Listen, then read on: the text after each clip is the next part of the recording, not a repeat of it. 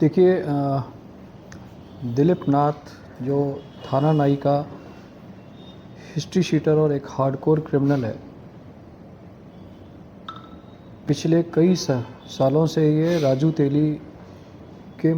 Murder case में jail के अंदर सज़ा काट रहा था।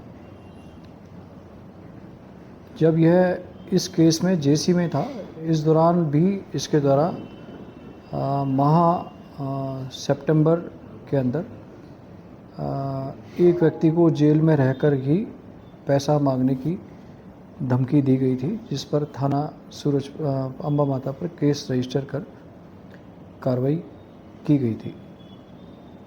अक्टूबर माह में इस अपराधी की जेल से जमानत होने के पश्चात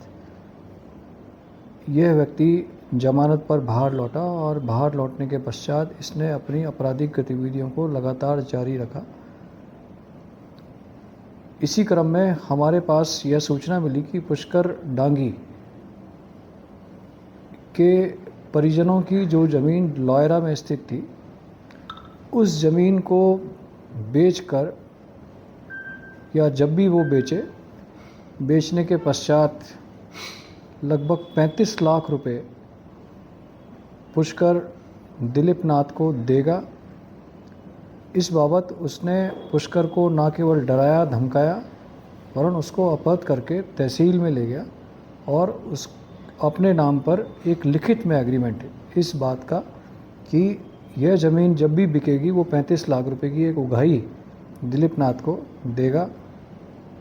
लिखा पढ़ी कराई। इस चीज़ की तथ्य जानकारी सीओ गिरवा श्री सूर्यवीर सिंह को लगी तो तथ्यों की तस्दीक की गई। उक्त तथ्यों की तस्दीक करने के पश्चात पुष्कर डांगी द्वारा दी गई रिपोर्ट के आधार पर और तथ्यों की तस्दीक के आधार पर इसके विरुद्ध सुखेर थाने में एक केस पंजीबद्ध किया गया। केस में एक्सटॉर्शन की धाराओं के साथ साथ 111 बीएनएस को भी हमने ऐड किया। 111 बीएनएस सिंडिकेट के रूप में आप कोई अपराधों को करते हैं, उससे संबंधित है। इस प्रकरण का अनुसंधान चल ही रहा था, उसी दौरान इसके विरुद्ध 2 और प्रकरण हिरणमगरी और अंबा माता में दर्ज हुए। हिरणमगरी में आयुष लोढ़ा ने इसके विरुद्ध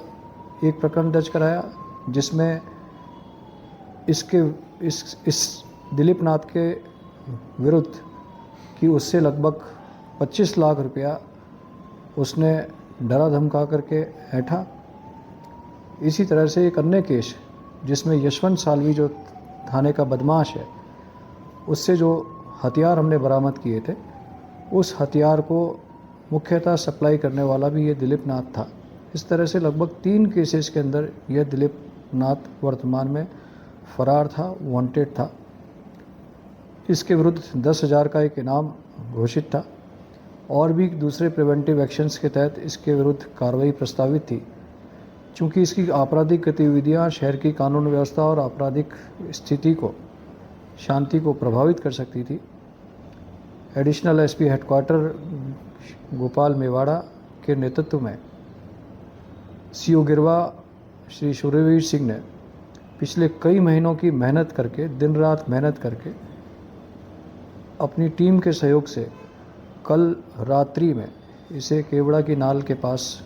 गिरफ्तार करने में सफलता हासिल की।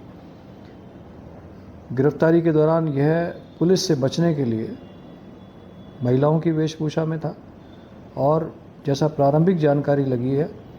यह किसी फर्जी पासपोर्ट के माध्यम से विदेश भागने के चक्कर में भी था, क्योंकि ये ऑलरेडी 3 केसेस में वांटेड था। इसे हमने भी वर्तमान में सुखेर के जो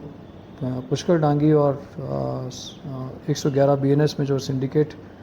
के तहत जो क्राइम है, सिंडिकेट के तहत जो अपराध दर्ज किया गया, उसमें हमने इसे गिरफ्तार किया है और गिरफ्तार करके इसके पश्चात, जेल से छूटने के पश्चात इसने और कौन कौन से अपराध किए या और कौन कौन सी ज़मीनों के कब्जे में या कब्जे छुड़ाने के मामलों में इसने हस्तक्षेप किया, उन मामलों के संबंध में हम इससे विस्तृत पूछताछ कर रहे हैं। साथ ही पूर्व में जिस राजू तेली का मर्डर हुआ, उस राजू तेली के परिजनों को अभी कुछ दिन पूर्व नरेश पालीवाल